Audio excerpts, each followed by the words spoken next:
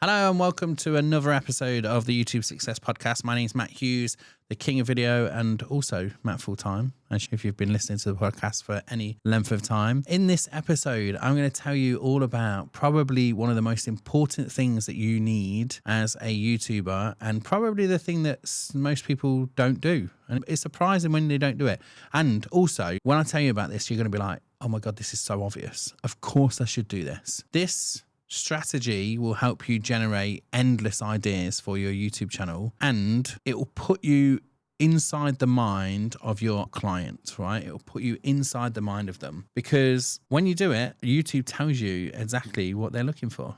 Okay. Do you think I've built the curiosity up enough already? Do you think I can just tell you about what it is? Okay. So I first learned about this when I went to an event called Vid Summit in the US. Now you might be thinking, oh, okay, Vid Summit in the USA. Can't really get to the US to talk about these things. You can come to TubeFest. TubeFest happens in April.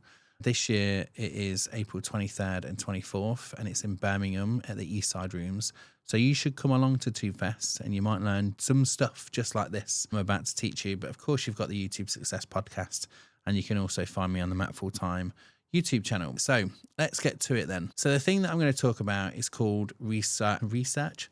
It's called research channels. Now you will have your main channel, and if you're anything like me, on that main channel or my previous main channel, the King of Video one, I used that for YouTube for years. That channel's been around since 2018. I've got 3,500 subscribers, something like that.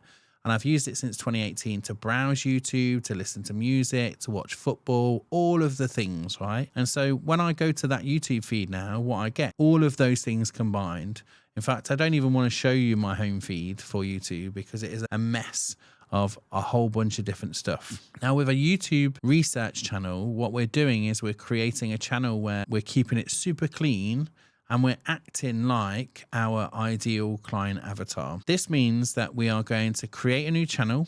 I know the process of creating a new channel, right? But I'll just clear it up if you don't know. You can go to YouTube in the top right hand side. You can press on, I think, view all channels, switch account, then view all channels. And then you can say create new channel. So you go to your profile in the top right hand side, switch account, view all channels, create new channel. And it doesn't really matter what you call this channel. If you want to be super sneaky about it, call it something random. I like to have an R at the start of it for research. So I might call it Research Matt's channel. And so research is the first one, because what happens is when it creates that channel, it will put a little R in a circle for you. So you'll know that's your research channel. So start it with the word research, and then you should find that it's got an R in it as well. And then what you want to do is you'll be presented with YouTube with a box that says, hey, you need to search for more stuff in order for me to suggest stuff for you.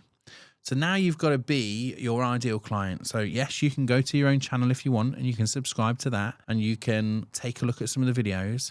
But what I want you to also do is look at your competitors, as in channels in your niche. Go and find those. You should know those already. But if you don't know them, go to ChatGPT or something like that and say, I've got a channel and it's about this stuff. Can you suggest 10, 20 YouTube channels that talk about the same stuff? And it will find your competitors. Then what you've got to do is go and subscribe to them or go and watch some of their videos. Make sure you watch like 10 minutes of one of the videos, or put a playlist on and start watching some of the videos. Make sure you go to shorts and watch some shorts. The more you do this, the better it is for the algorithm to understand exactly what you're looking for and who your ideal client is and what they're watching. There's a couple of things I need you to know, and I need you to make sure that you don't do. You need to make sure that you're only logged into this channel when you are doing your research. So this means switch back to your main channel as soon as you finish research. And the reason why this is because if you go onto a website, or you go on, you're just browsing on your phone or something like that, and you're accidentally logged into this channel, it's going to start populating the channel with dodgy content, things that you don't want to be part of that feed. So you need to then go to the history of the channel and then just remove it if ever that happens. So you can go to the watch history and you can say remove, and what it will do is just keep that feed nice and clean without having all of this dodgy stuff in there as well. I'm not saying that what you're watching is dodgy, but if you're like me and I'm in the YouTube niche, I'm trying to help people with businesses make better YouTube videos, I don't want to have football in there or some entertainment content that I've been happen to watch that day. Usually Mr. Beast gets my attention somewhere and then I end up watching it, but I don't want that to filter to affect my research channel. Then what will happen, it probably takes about 20 minutes, half an hour of doing that research. So do set some time out to actually do this. And then after a while, your home feed on your YouTube channel will start to suggest content that it thinks you like based on what your ideal client has searched for, what you've searched for on behalf of your ideal client. Okay. And then every day when you're doing your ideation, coming up with content ideas, you can just go to that feed and take a look at it. Now, if I go to my feed for my Matt Full-Time channel, for example, I can see there. So this channel is, like I say, for YouTube for business, people that want to grow their YouTube channels. I can see now I've got Sunny Lenarduzzi. Sunny, I'm really sorry if I've pronounced your name wrong. Also, please know that I know you won't watch this video, so I'm apologizing to you, but I know you'll never see it. She has a video called If You Have a Job, Start a YouTube Channel. I've also seen, who's that on there? Casey on there. I'm seeing just a whole bunch of stuff. Mr. Beast is on there. Seems to be on there anyway, regardless of what your channel is. There's some other stuff as well, some of my client stuff on there. I've obviously allowed it to infect my feed, but I can see podcaster information. It's showing me stuff about studios, how to get your first 1,000 subscribers. Like, these are all the common things that I know my audience is looking for. So I've obviously done a good job there of getting this research channel going. Keep checking it out. Keep seeing what YouTube is showing your ideal viewers. You want to be in the mix of that stuff. Don't think, oh, it's been done before. They're already being recommended this stuff. Why do I want to create a video about it?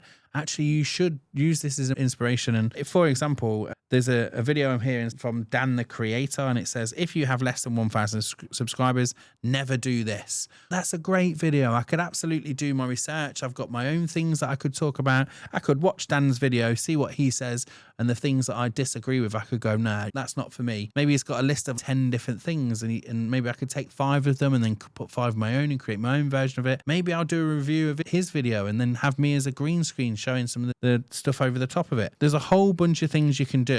It doesn't have to be that you just take that inspiration and copy it word for word. Actually, you could just create your own versions of those things. All right, so that is research channels. Only a short podcast episode today, but I just wanted you to know that everybody should have one of these. And if you've not got one, make sure wherever you are listening to this or watching this on YouTube, when you get back home, go onto YouTube and absolutely get this implemented. Don't sit on it because you'll regret it if you don't get it done. All right, my name is Matt Hughes. This is the YouTube Success Podcast. Don't forget to leave us a review. Don't forget to subscribe to us on YouTube, and I will see you in the next video. Bye-bye.